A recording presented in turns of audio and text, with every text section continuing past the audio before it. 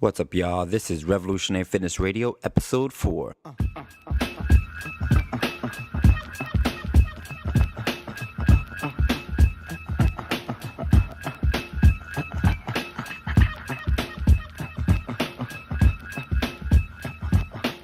Welcome to another episode of Revolutionary Fitness Radio. I'm your host, Sean Garcia, and this is the podcast dedicated to bringing health, fitness, and wellness to the people. Our goal: empower you all to understand your body, treat it well, and give you the tools to become an agent of change in your community through helping others. Let's move together. This is our 4th episode, our 4th installment, and so far we've gotten some really great feedback on the show.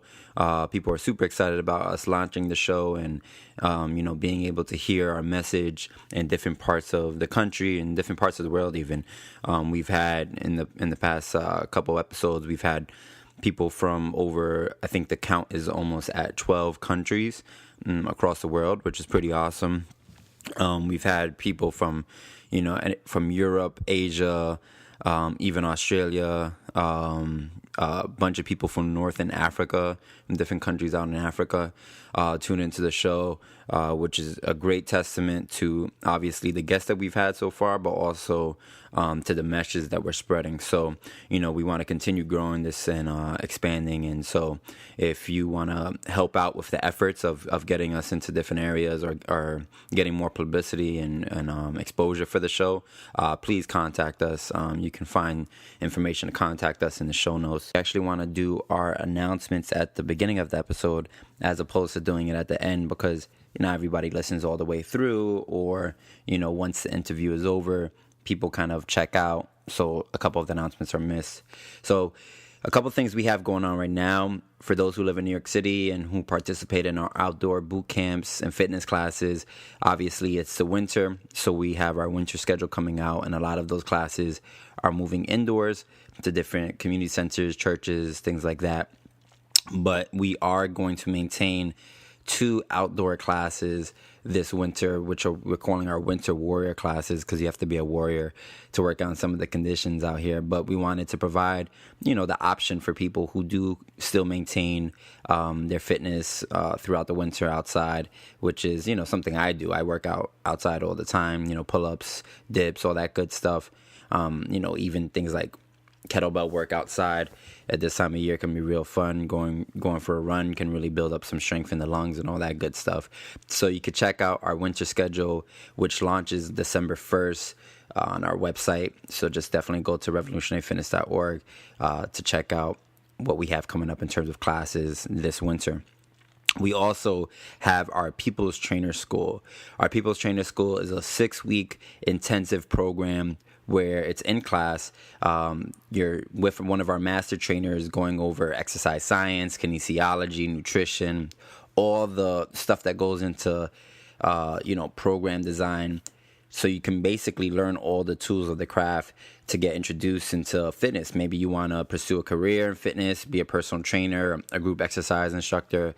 Maybe fitness is something that you have always been passionate about, interested in, and you want to learn more of the back of the house detail, sciencey stuff, and this would be a great course for you. Maybe you want to work with family members, community members, friends, and you just want to learn how to work with different body types and different types of people. This is all for all those kind of people. This is a great course for you. The school, usually in the corporate world where I used to teach a similar course, can cost some upwards to like $1,500, $2,000, but we provide it for a super affordable price of $149, and there's an early bird registration of $99 if you purchase the course before the end of November. So, and even that, if you are a student or unemployed and $149.99 is not something that you can afford, you can definitely contact us directly and we can try to work something out. We want to make it accessible as possible to everybody. Things you get in the course are obviously you get access to the classes, you get access to the master trainer. And when I mean access, is not just in the classroom. Now, you get the master trainer's personal number, contact information, so you can ask them questions and, go back and forth with them. on different subject matters that you're discussing throughout the course. You get access to digital versions of different textbooks that we use to support the course. And you also, the course is ran with PowerPoint slide presentations. So you get access to all that visual stuff for all the visual learners out there as well. So a great course, great price. Definitely check it out on the website. And it's starting this in mid-December. So December 14th is the first class, I believe. We also are wrapping up our Instagram challenge. So for those who have been participating, we've been doing a yoga Instagram challenge where we've basically been posting a different pose every day and asking our followers to post their own picture and to, use the hashtag RevFitYoga. We've gotten a great response. We've met tons of new people through this challenge, through social media, but now making real contacts in person. It's given us great exposure on Instagram. People love, yoga, and the visual pictures of people doing headstands and stuff like that are always very popular.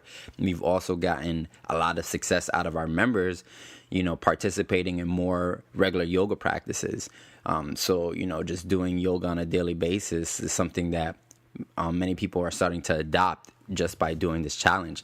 And also, too, for those who are our models and the trainers who are participating in the Instagram challenge, has been a great way for them to build up a little bit of following and to get exposure, personally, because we're about that, too. We're not only about sharing knowledge, but we're also about creating fitness ambassadors, people in different communities who can be seen as the go-to people when there's questions on health and fitness. So all this stuff has been very successful. We're wrapping it up, though, end of November. And there's actually, for those who don't know, there's prizes. So, for instance, for the person who finishes in first place, and by first place we mean, the person who was most consistent, creative, got their post up daily, did, a certain percentage of all the posts and all that good stuff. The first place prize is actually 3 months of personal training with one of our people's trainers and a Manduka mat, which is a really, really high quality, expensive mat for yoga. So there's a couple other prizes. Check out our website. And you can see all the different prizes and how you qualify for them. And we'll be putting out an announcement of who the prize winners are within the next week or so. And, of course, you can contact us at revolutionaryfitness.org is our website. Our Facebook page is facebook.com/RevFitNYC. That's RevFitNYC. On Instagram and on Twitter, we are also RevFitNYC. And if you want to check out my personal blog, where I put a lot of cool content and informative content on health and fitness and even a lot of political stuff, you can check that out. That's SeanGarcia.com. That's SeanGarcia.com. ShawnGarcia.com. And also on social media at Sean RevFit. So that's Sean, SHAWN, RevFit. Check me out. All right, guys, so we are actually doing a 3-part series where we're going to be talking about yoga for social change. And obviously through Revolutionary Fitness, we're always talking about, health, fitness, and wellness, and really utilizing it as tools to bring about social change, to change the conditions, to change, the disparities, to make people feel better about themselves, feel healthier, build community, and all that good stuff. But we want to specifically talk about how yoga and the practice of yoga can be used to bring about this social change. So we're doing a 3-part series, one installment for the next 3 weeks on different aspects of how one can utilize yoga or how it already is being utilized to bring about some social change. So on today's show, we have Chrystel Flores. And Chrystel Flores is Bronx born and raised, a graduate of SUNY Binghamton. She's actually a teacher for the Department of Ed, and she's been teaching for 12 years. She teaches English, and she's also working currently at Pelham Gardens Middle School in the Bronx. She's taught from the grade levels of 6th grade all the way up into 9th grade. She also is a yogi. So she's been practicing yoga for nearly a decade. She's been at RYT 200 for about, I think, a year or so now. And she teaches part-time. She teaches yoga part-time at Westchester Yoga Arts in New Rochelle. And she also teaches at the Energy Movement Center in Upper Westchester. So we're very excited to have Chrystel on the show. Chrystel actually has been one of our models, facilitators in our Instagram yoga challenge that we were talking about earlier. And she's been a great contributor to that as well. So Chrystel, how you doing? Yay. Hey, Sean, thanks for having me. Thanks for coming on the show. I'm feeling great. Hello, Revolutionary Fitness family. And all you listeners, it's really awesome to be part of the series. So, Yes, we're excited to have you. So, Chrystel, just the first question I want to ask you is something that we ask all of our guests, and it's kind of just, how did you get into fitness? Yoga specifically, but just in general, how did you get into fitness? So, when I was in high school, definitely in my formative school years, I would say I was definitely much more into my academics. I was kind of shy where it came to competitive sports, and I'm also, my parents are old school Filipino, and so kind of competing in sports was not something that was high on their list of priorities. So even from a young age, I just wasn't very coordinated. I personally never had any avenues for physical growth. And that just kind of stayed with me, I think, even through college. I was fearsome, fearful, whatever. And when I was older, I definitely felt like I needed to balance the physical aspect of my life because I was always about studying. And so I just started to go to the gym, which was awesome. I definitely got my fitness in. It helped me become a little more conscious of nutrition and all of that. But what I found was the gym just never captured me mentally. And again, like I said, I was really looking for physical practice that would balance just how consumed I was. My brain just never stopped. It's just constantly going. And so even when I was at the gym, I'd be pounding it out on the treadmill or the elliptical machine, and still my brain I wouldn't be present. I'd just be in my mind going through that to-do list of things, of what I needed to do as soon as I walked out of the gym. So it just wasn't really satisfactory for me in that way. And then I started teaching for the Board of Ed, and it was, forged by fire, absolutely. I got my first teaching gig in a school in the South Bronx, and I loved it. I stayed in that school for 8 years. That was the majority of my teaching career, but it was not easy. And I loved the kids so much, and the system was just so broken, and their families were just so challenging. And the kids themselves, as lovable as they were straight up knuckleheads. And so, the degree of stress and the amounts that I was invested, it was really taxing on me. And I was already, instructionally, any teacher understands, instructionally, it's very mentally draining to just be on the front line in the classroom with the kids every day. And so my second year of teaching, I met a teaching fellow who moved to New York City from California, interestingly enough, because they say, right, that everyone in California does yoga. So after school the one day, I guess I had a particularly bad day, and it was clear on my face. And she's like, you know what we got to do? We totally have to go to yoga. And I was like, really? Because I've heard that it's so awesome, but I've never done it. And, I just had not been initiated into yoga as a practice. And she's like, you are going to love it. And so I went with her, and we went to, I don't even remember what the studio was, but it was somewhere in the Lower East Side in Manhattan.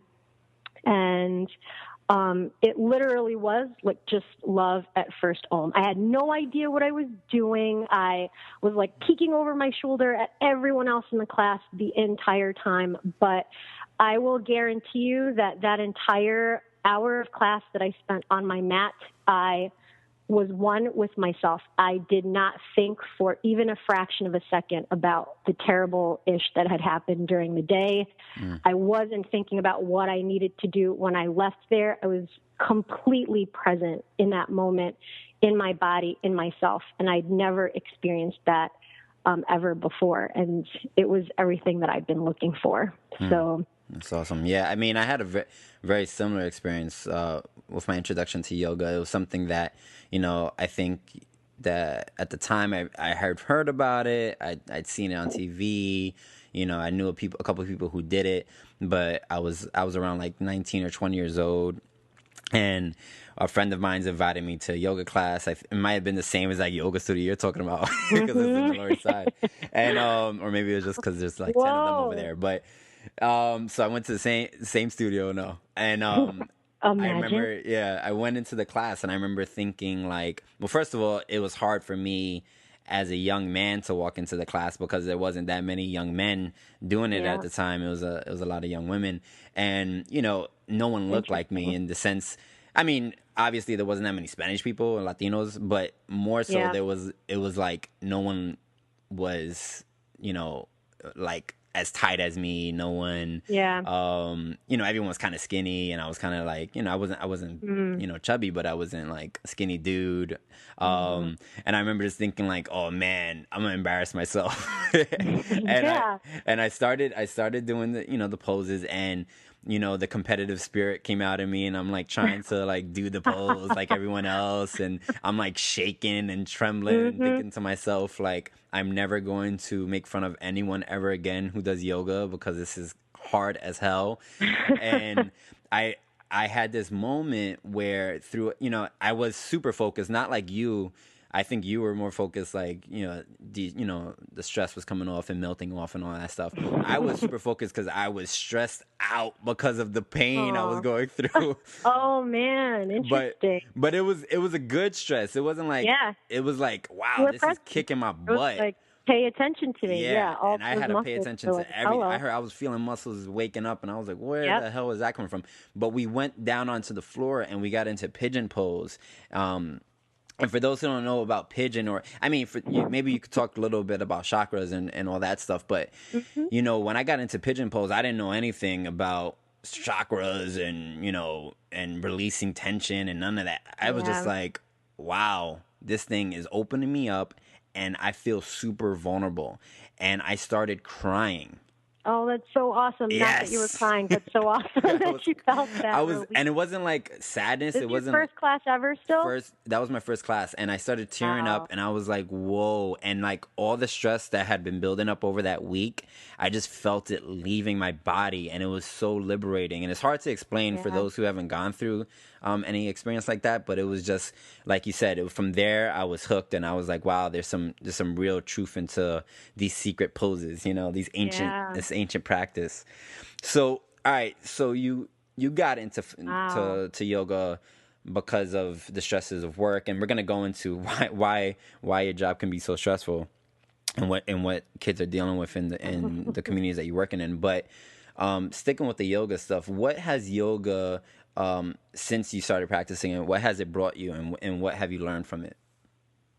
I have definitely, and this is now that I've become a yoga instructor, this is kind of the bigger, more important lesson that I hope that I am gifting my students. And the one thing is, it's so awesome to be part of, an asana practice, which asana means like the physical aspect of yoga. And it's great to be part of like the Instagram challenge, where we're inviting people to play with their bodies and get to feel inside themselves, like what the limitations are of flexibility, where the borders are of personal strength. And like that moment of success when you feel like people who posted on the Revolutionary Fitness hashtag when they tried their tripod, and then boom, you was all of a sudden in your headstand, like that feeling of success is definitely a gift.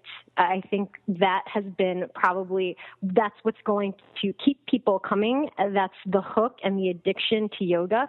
But at the same time, I hope that the work starts when you leave your mat. It's that ability to laugh at yourself. It's that ability to be not so serious. It's the ability to be focused and to welcome each other. Like that was also kind of awesome sometimes when you go to a studio and it's super packed and, you're like opening up your legs, doing wide-legged straddle. Sometimes you're touching other people's toes. Sometimes people's hands are in your face. And I love a teacher who just says, like, touch each other, you know, like, don't apologize. Don't say sorry. Don't say excuse me. We're sharing this time. We're sharing our energy. Use this opportunity now to connect. And, like, that to me is so beautiful. Like, that's how we're going to start the change. We start on our mat, changing ourselves, and everything we learn about being bigger, being greater, being happier, being more generous, like, that's what we should carry to our neighbors, to our families, to our workplaces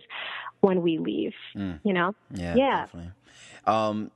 What would you say is some of the biggest misconceptions about yoga? And with a focus on people coming from our neighborhoods. So, like, if you're a young Filipina girl in the Bronx, what's the biggest misconceptions of yoga for folks in our neighborhoods?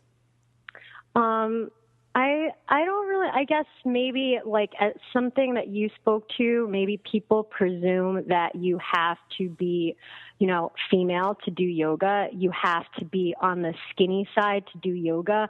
You have to already possess some insane degree of flexibility or like some natural ability towards being like a distortionist in order to practice yoga, but that's really not the case. These are all of the reasons why people should practice, right? You actually should practice if you don't feel you are flexible, because that's what yoga can do for you. No, you don't have to be on the skinny side with like this quote unquote perfect physique in order to do yoga, because yoga isn't necessarily about weight control. I mean, it could be, because yoga can initiate you into a more conscious and self-aware lifestyle where you're really starting to recognize the truth that your body is your temple.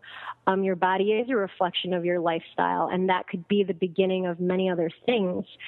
Even this idea, I was actually just reading in my yoga journal how a customer or whatever, a client, a reader, wrote in and said that she wished Yoga Journal would present more pictures of older yogis in the magazine, because she's been a practitioner for over 30 years. And sometimes, again, we get so caught up in the beauty and the terrifying awesomeness of some of these poses that we forget it's not always about that. It's about just committing to a daily practice and celebrating the fact that you've been a yogi for so many years, or, you know what I mean? Like, I thought that was pretty interesting too, because it's true. There are definitely students that I have in my class who are way not necessarily in the first checkbox of age groups.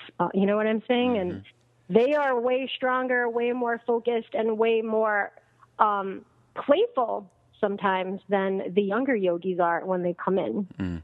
Like, I think they know what's up. They're not so focused on how it looks or how we believe yoga should look. Yeah, I think growing up, that was probably one of my biggest misconceptions, is I didn't think it was for me, because if I looked at Yoga Journal magazine or different things advertisements that you see for yoga, I just didn't see anyone that looked like me. So I was thinking, it looks like it's beneficial. It looks like people like it, but it's just not for me. And I think that, I think people who can't relate to that, can't relate to feeling like, they're not being catered to. People, they just can't understand that, like, or has no interest. Right, mm-hmm. Right. Yeah. But I think it's a real thing, and it's something that obviously, yoga practitioners like you and I are very conscious of, and are trying to get different images out there to the public. And obviously, like, the Instagram challenge has been helpful to show different body types and people of different physical abilities doing, all their different variations of the poses and having fun with it. I also think, though, especially for a lot of young men kind of see it as it's, you know, a girly thing. It's, Yeah, you know, definitely. it's for flexibility, and it's not really, you know, what are guys interested in. Guys are interested in getting some muscle, bulking up, and those kind of things, and they see it as a girly practice. What do you think about that? I definitely think that that's true, because even in my circle of friends, when I first was teacher training, you know, so teacher training also involves a period of offering up your time to do your student teaching. So anyone who goes into a yoga teacher training program, they'll have to spend a certain number of hours just doing pretty much donation classes where you're instructing classes. Everyone's well aware that you're a teacher trainee. They offer whatever they can monetarily, and it's just good practice for you to sharpen, you know, that teaching eye and to offer adjustments and all of that. And so in the beginning, I immediately went to my core group of friends, so that, you know, it just always felt a little better to have familiar faces in a class when you're doing something new for the first time. And so, you know, my friends definitely supported, but it was not, my male friends, it was not without that pause, that meaningful look, that kind of like draw out on the response, like, sure, you know, even my husband was like, all right, babe, no problem, just like that. And they all came out, and it was actually the overwhelming response afterwards was like, yo, that was not easy. That is pretty crazy. I had no idea that it would feel like that, or that looks like it should be so much easier than it felt like. You know what I mean? Like, I had grown men on their mats, like having to take a break during poses to go to the bathroom and just like wipe their sweat off because they were slipping on their mats. And so even actually last year, after I had gotten my certification and I came to my new school. So I've been teaching in Pelham Gardens Middle School. We're a brand new middle school in the Bronx. And so last year was our first 6th grade class. And so I went to my principal and I really pressed this idea of starting a yoga elective for the kids, because, you know, then I delineated all the wonderful physical, emotional benefits that I think it definitely would spark for them. And she supported me. She went out and bought all of the yoga mats, and I ran my yoga elective. And the boys, it was interesting when I canvassed the kids, like, who's going to sign up? Who's going to take yoga with Miss Flores? And all the girls were like, yeah, let's do it. And there were a couple of boys, you know, that like, when I came in to speak to the classes, I could like see a little interest. They were like peeking around the room like, oh, okay, everybody's into this. They didn't necessarily raise their hands, but they were stopping by my classroom door at a later time when no one else was there. Like, miss, so can like boys take your class too? Or is it just for girls? And it's like, dude, let's go. And so I had 4 I taught 2 sections of the elective, and I had 4 boys in one class and maybe 3 boys in the other. And they were amazing. Like, when they were in class, they were the most fearless, you know? So up until they got to class, it was definitely fearful and hesitant. But when they were physically there and we were kind of like just celebrating that spirit of play, there was nothing that they wouldn't try. Yeah, and I think, you know, we can have a whole discussion on like co-ed sports and, you know, getting, you know, breaking down those gender barriers and breaking down the machismo ideologies and all that stuff. But I think it's something to be said about yoga, that it doesn't matter. It is truly one of the things that you can engage in physically, where you can be of different gender, different age, and different size and shape, and everyone's kind of equal when they're on the mat. You know, they're all doing it at their own pace, and, you know, it kind of gets rid of all these stupid, you know, barriers that hold us apart in society. Yeah. Well, I could even speak to that, Sean. Like, it's no coincidence that me, who was like in the high school marching band and like was not in any kind of like physical anything ever in my life. It's no coincidence that I would fall so deep into yoga. And yoga is not competitive. It's just not. You don't. Actually, one of the main things that a good yoga teacher will tell you is not to look at anyone else on their mat, because their practice is not your practice.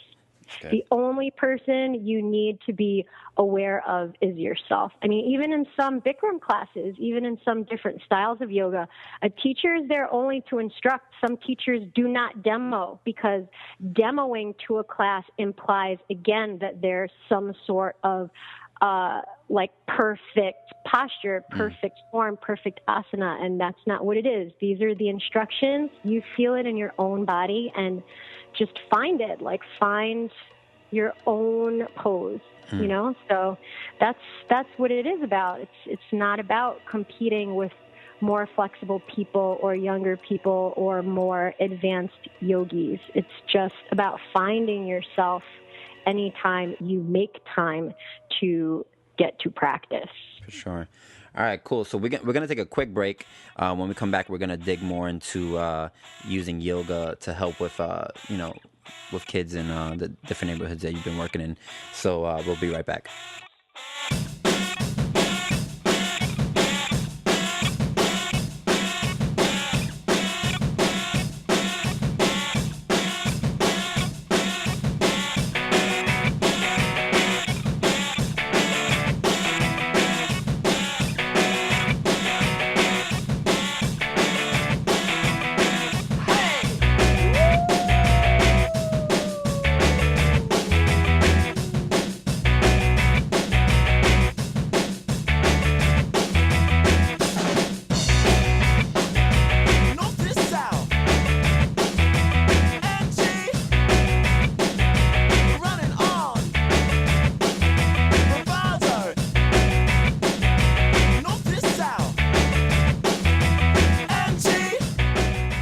So we're back here. We're talking with Chrystel Flores, a yogi and a middle school teacher working out of the Bronx. Chrystel has been breaking down the benefits of yoga and how yoga could be a transformative practice. But we want to talk specifically about some of the issues that are common amongst youth and primarily underdeveloped communities. We're talking about the Bronx because that's where Chrystel's experience is, and how yoga might be answer to some of the issues that kids are dealing with.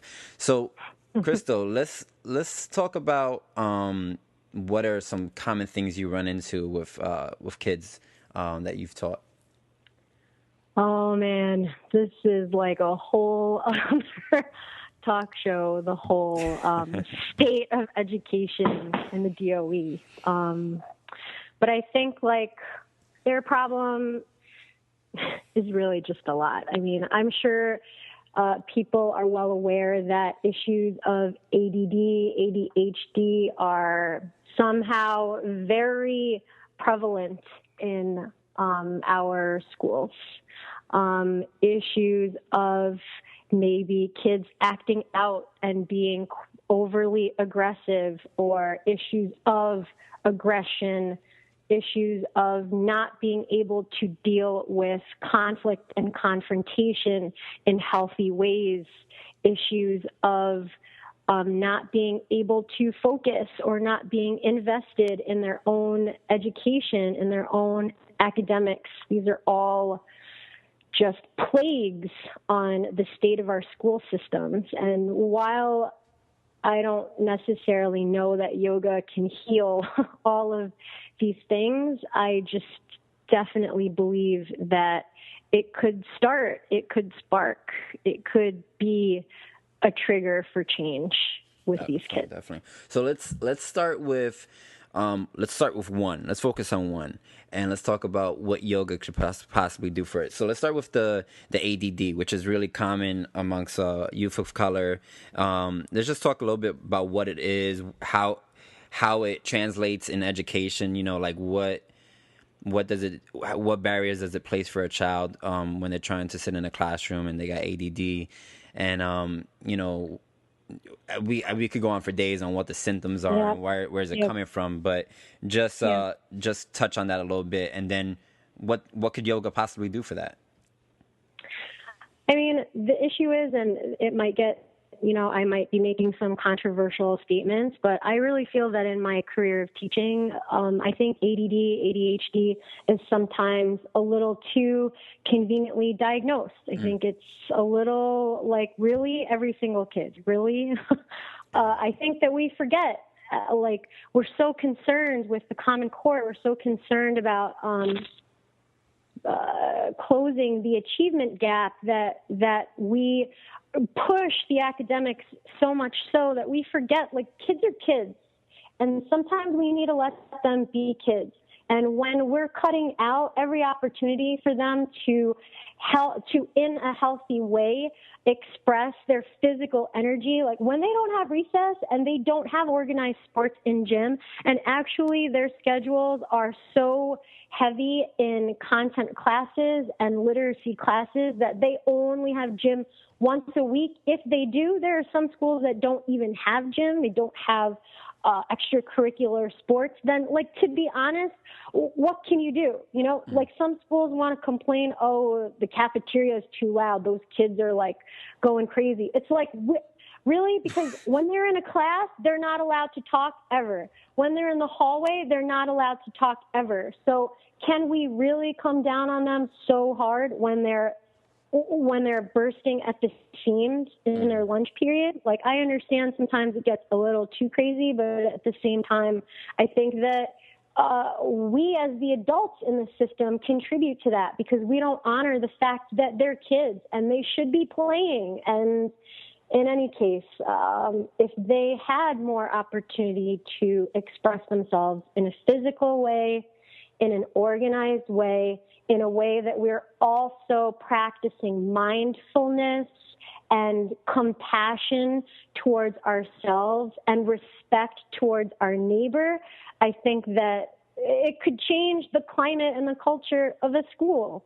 If they're coming to yoga in the morning, and I think anybody who has a practice, a meditation practice, or even a physical practice, that you start your day before you even check your Facebook, before you even check your emails, that you just climb out of bed. Maybe you're not even brushing your teeth and you're just sitting in silence before the sun comes up to think about who you're going to be today. I think that could change, how kids go about their business day to day. And all right, so maybe kids aren't going to wake up first thing in the morning and find a quiet place and sit down. But if they had that yoga class in the middle of the day, then they could, process about what happened to them during the day. They can think about how, if they were having a bad morning, how they have the opportunity to choose to be a better person when they leave after class, and so on and so forth. Yeah. I think what you remind me, my niece was telling me the other day, my niece is she's going to be 11 years old, and she was saying how her teacher, the penalty for not getting work done in class or something was cutting off their once a week recess or something like that. Their once a week gym time, not recess, their gym class, which is once a week. And I'm thinking to myself, what? That's insane. You're going to cut off this, the only time that they get to express themselves physically. So what is it about? Because I find this interesting, actually. Now that we're talking about it, you were describing yourself as a young person, as someone who didn't engage in physical practice per se, and now you're saying that you think it's essential, basically, to teaching and to education to have that physical practice. So what, did it have any effect on you as a child growing up, not having this physical practice? Yeah, man, definitely. It is no coincidence that I am consumed by yoga now, because I think that if I had, even if I'd been exposed to yoga or some other physical activity when I was younger, I definitely think I would have carried that all the way through my life. I'm not saying that I would be less into it if I'd been exposed to it younger, but I'm just saying I would have had a much easier time in my formative years when dealing with stress, when dealing with conflict. I just think that it would have been a healthy release in a lot of ways. Like personally, I have a tendency to fixate on whatever thing is coming up in my life, right? So like, for example, the kids, like I could speak for middle school kids. Every single year in the 6th, 7th, and 8th grade, they have the damn state test. So we hear about it all over the news. The state test is now how they've changed the whole system of teacher evaluation. So now how the kids perform on this test is a reflection of them. It's a reflection of me. It's a reflection of the parent. And I'm not saying that it shouldn't be that, but I'm just saying that's a lot of stress. And I don't really think the powers that be recognize how these kids internalize that and how they act out because of it. Like, so when you're carrying that much burden on your shoulders and they're children, like, let's be honest, like how positively do any of us as grown adults react when we're carrying that amount of stress on our shoulders? And like, we at least have the like we recognize there are consequences when you don't act sufficiently to face a problem. The kids don't necessarily realize that. And so they're either pointing the finger at somebody else, they are shutting down completely and disengaging, they are acting out to find an excuse to escape the situation. I mean, it's just...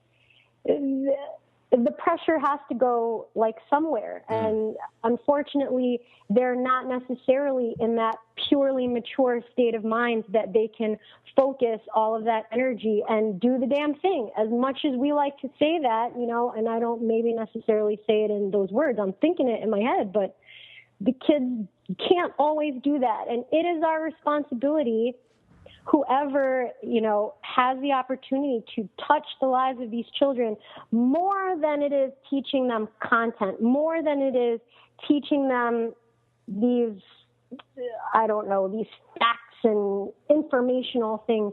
We're supposed to be teaching them how to contribute to society. We're supposed to be teaching them how to be healthy and compassionate and intelligent and innovative young thinkers. And so at some point, as well as with instruction, we need to be imparting to them how to deal with life, right? Because if they can't even find the wherewithal or the intrinsic motivation in themselves to learn, if they're only doing it because Ms. Flores is telling me I've got to do it, because my mom is telling me I need to perform better on my report card, then the minute that there's a changing of guard, the minute that they have a new teacher that they don't necessarily like, then what? Now they're not going to work. The minute mommy and daddy say, now you got to be a grown up, then what? They're just going to come up with the excuse, like my mom's not helping me anymore. Like somehow we need to make them more confident and make them more present and mindful young people. We got to show them the respect in that way and honor their humanity in that way. And so, like, what better way than in a structured form of play, okay? Because we're trying to move away from competition. Like, this is why it's slightly different than engaging the kids in an organized sport, because arguably in an organized sport, you're still working in those same parameters of, you're going to do this because you're going to get recognition. You're going to work this hard so that you can be number one, right? But in yoga, that's not the case. You're going to do this so you can feel personal satisfaction, and that's it. You're going to do this so that you can know you're stronger and different than you were yesterday. And no one else has to know that about you. It's enough that you know that about you, right? Yeah, that's awesome.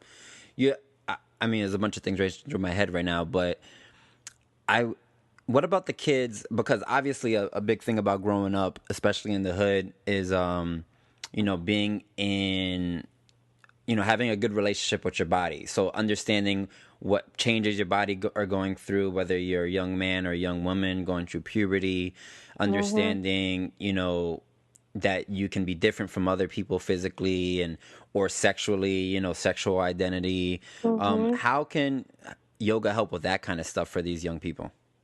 Again, it's just the same principle of self-love, self-acceptance. And actually, that's another one, right? So when I first said that asana practice is only one aspect of yoga, just unfortunately, or I don't know, maybe fortunately, because it could be the threshold of deeper learning, but in the westernized world, it seems to be that only the asana practice is what's recognized as yoga. But yoga is a lifestyle. Yoga is a culture. And like one tenet of yoga is to practice self-love. And that might sound a little self-serving and anti-yoga. But the idea is that we are really not capable of showing other people true, compassionate, and unconditional love unless we're able to offer that to ourselves. If we cannot respect who we are as people and what our bodies are capable of, then we're kind of already askew when we try to recognize other people for who they are. Or, it becomes difficult because we can't even offer that to ourselves. But so yoga would teach children, again, that there is no such thing, there should be no expectation. You don't begin a yoga practice expecting to do a headstand the first day. And if you do, like if that's what you want, like that's great. But hopefully through your practice, you'll learn that isn't really what it's about. It's not about a show. It's not about competing. It's not about, living up to any kind of expectation. It's really about celebrating yourself. And then when you are able to recognize the truth of who you are, like you said, in your first pigeon, you had that moment where you just released and you cried. And this is not uncommon. This actually really does happen. I have taught classes where in a backbend, in a wheel, people will come down and cry. And I've had this same experience myself where I've laughed and cried. Like I took a master class in the city with Sri Dharma Mitra, who is a master teacher. And I swear I had an out-of-body experience, but that's like a whole other talk show. Yeah, a whole I've had other one talk of those. show. Yeah. Yeah, it's true. Like through your physical practice, you learn pride in yourself. You truly learn to like scare the ish out of yourself. Like you come down out of that back bend and you're like, what? That just happened. You know what I mean? Like those are the kind of moments that everybody, those epiphany, those life-changing, those like nothing could be sweeter than this moment right now. Like every person should feel that, especially children, especially kids. So in your experience, teaching yoga to children or, having class with children, has there been any difficulty or is it easier to teach kids yoga? The only difficulty that I can say is, again, just yoga proving itself. Like it's me having to let go of my expectation of what a yoga class should be, right? Because so teaching yoga to grown adults is different from teaching children's yoga. So that's actually, you need to have like, when you teach yoga to, really young children, like you have to have a separate certification for that. When you have to teach yoga, mommy and me yoga, you have to have a certain certification for that, prenatal yoga, all of that. And so when I first started my yoga elective, there were times that I would get frustrated because the playfulness and the awesomeness was just a little too much. It was more than maybe Miss Flores expected, right? It was everything that I wanted, and then I couldn't handle it when I got it. And so I had to catch myself. I had to check myself. There were times when they were like so busy trying to help each other, right? And that was awesome too. The fact that All four of my boys, it took me 3 months to learn crow. This is no joke. It took me 3 months to learn crow, to the fact that, like, my triceps were so black and blue from trying, practice, trying to learn crow, that, like, people would look at me funny when I was like, okay. And when I prefaced crow in class to the class by saying that, like, don't worry, okay, we're just going to try it today, and then maybe it'll happen, maybe it won't happen, but we're just going to play. And every single one of my boys went, boom, like this, Miss Flores, and I was like flabbergasted. I was like, that is what's up, you know? So then I had to go around and do, like, the whole high fives, and I'm only human, right? So, like, that teeny tiny part of me was like, damn, really? It took them a little 3. jealous.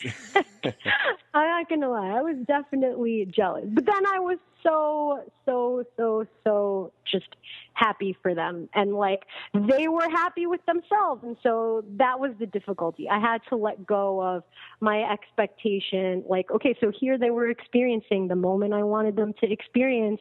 And now what? I got to expect them to be quiet about it, you know? So I had to sit back. I had to be like, all right, let them scream, let them shout, because it's totally awesome. You know, you're hating. And, like, I let it happen. But that was the only difficulty. I find, like, it's easier because of the fact that, like, once you have that buy-in, once you've given them that permission, like, a kid will absolutely teach you what it means to be, like, fearless. Mm-hmm, definitely. Like, that's the awesome part about, like, kids. Like, the way they learn when they want to learn is inspiring. And that's the real work. See, that's the moment, that moment where they dive face first into a crow, like head first into a headstand. Like, that's what I want them to carry back into their classroom when I see them 3 periods later. It doesn't matter if you are not sure you know the answer. Just put your hand up and throw it out there and see what your classmates say. Dope. See if they agree with you. See if they disagree. So we know, obviously, there has to be some systemic stuff done with the Board of Ed and, I mean, education in general. So we understand the reality that we're not going to be able to get yoga classes at every school tomorrow. But what can, kids, parents, mindful teachers, yoga instructors, what can we do? What's some practical ideas you have for things that we can do to try to start getting more of this practice in schools? I definitely think that if teachers are willing and teachers are able and capable, that community events are something that should happen. Like in my school, I happen to be a yoga instructor. We also have a teacher who's a Zumba instructor, and she and I have already spoken about maybe heading up some sort of community event where maybe, like, I don't really know how it goes, but, like, let's close off the block and have all these kids and their parents and, like, school safety and all the teachers, like, just in the street. Like, let's do Zumba first and then let's all slow it down and do yoga. Like, this could be the way that all of us meet each other, right? Because again, the climate of school is becoming, like, so competitive. It's so competitive. It's to the point that teachers compete with each other, everything is so tied. This test scores are so tied to teacher evaluations now that teachers are afraid to share, to talk to each other, because it's like the better your kids do as compared to other kids, that means you're a better teacher. Like, it's really sick the way things are going. We need to, I just really feel like we need to keep our eye on the prize. Because so what? Like, is that what we're trying to teach the kids? Like, cutthroat? You know what I mean? Yeah. Like, that's not. And the kids definitely feel it. I remember, heck yeah. We made a transition when I was in high school. I went to one of these portfolio high schools, which were like an experiment back in the 90s. I don't know if you knew about them, but we basically weren't taking our Regents exams, and we were just doing year-long portfolio projects, and it was like an alternative way of learning and teaching, blah, blah, blah. All great. Loved the school. Then in my second or third year, it all got dumped. The whole program got eliminated, and we were forced to take our Regents exams. So it was that, whole 180 to now get prepped for the test. And I remember thinking, and all the kids thinking, like, our teachers became super detached. They just were no longer engaging us, and they wanted to, but they had no choice. They had to get us prepped for these tests. And it really just changed the whole learning experience. I really feel like the last 2 years of high school, I learned nothing. It totally ended. It was just like prep for these tests and get ready to get pushed into a school that's going to rape you for your money. And so, but getting our teachers and our parents to be more involved. And obviously too, like, if you're a teacher listening to this, or if you're a parent and you're trying to, find creative ways to possibly get yoga at your kid's school, or or maybe become a yoga instructor so you can start doing similar work to Chrystel, definitely contact us and we can try to hook you up with good resources to be able to do that. Also, Chrystel, it might be interesting if maybe we do a video shoot and try to get some some short like 15-minute sequences of youth yoga. It would be amazing. Dude, it would be amazing. Yeah. I was even going to say, I was even going to add, because I find like grown people say this also, that their inability to submit to a daily practice is because, they suffer from what we all suffer from, which is there isn't enough time, right? So, and that's another expectation. That's another preconceived notion that your daily yoga practice has to be a 45-minute flow, an hour flow. No, it doesn't have to be that. Your daily practice can be you just propping your legs up on a desk at work and doing a standing pigeon. That's your practice. That's what you did, a day. It doesn't have to be an hour-long thing. If it can be, that would be awesome. But, I mean, even with the kids to practice daily mindfulness, even if you just led them in a big breath in and a big breath out before you started instruction, that would be something that they could take with them the next time they're confronted by a terrible situation, at the bus stop or in the lunchroom or at the playground. You know what I mean? Definitely. Like, oh, Miss Flores teaches us that, like, before something's going to happen or when I have an inclination to say something, I should breathe real deep and decide if I really want to say it, if I really want to do it. Like, even just, we were taking, like, we had to do these city assessments. So even before the state tests come, we already had to administer 8 days of city assessments. And when I was giving out my kids' pencils before the official test time began, I had my kids do all shoulder openers. We were all like, tuck your chin to your chest, roll your ear over that shoulder, roll your ear over the other shoulder, interlace your hands behind the back, lift the knuckles, sit up straight. You will not believe how just inviting the kids to sit up, shoulders over hips, knees over ankles, is a pose, because they don't do it.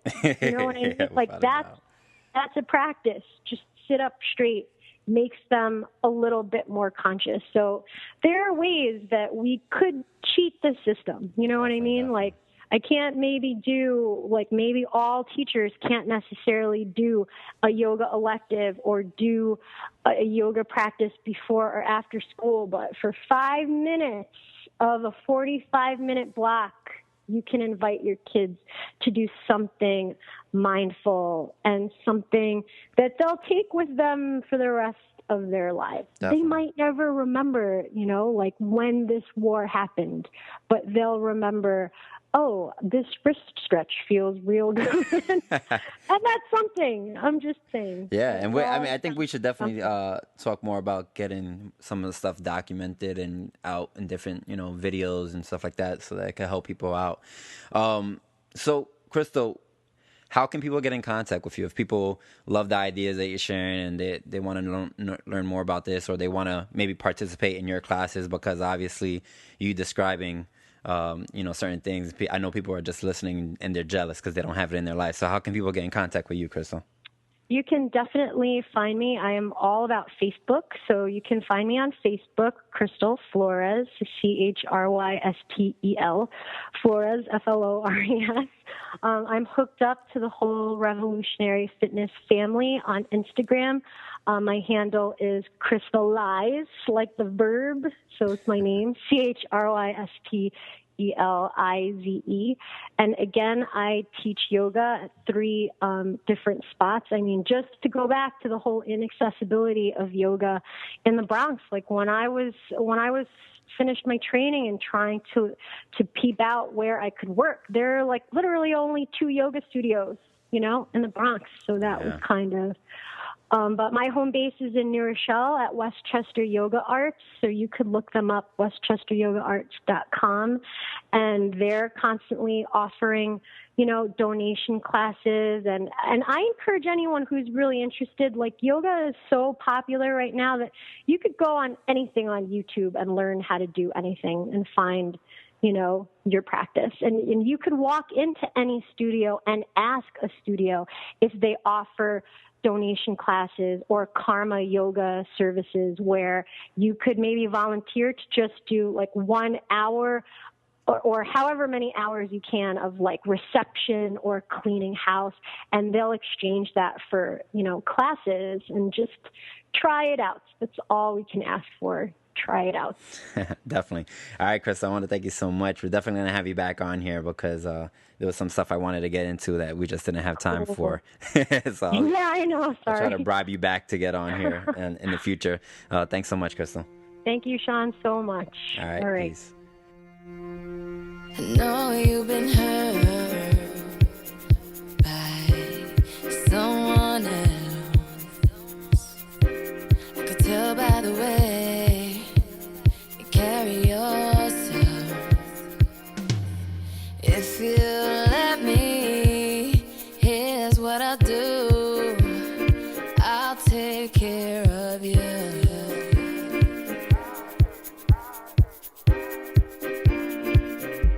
I've loved and I've lost.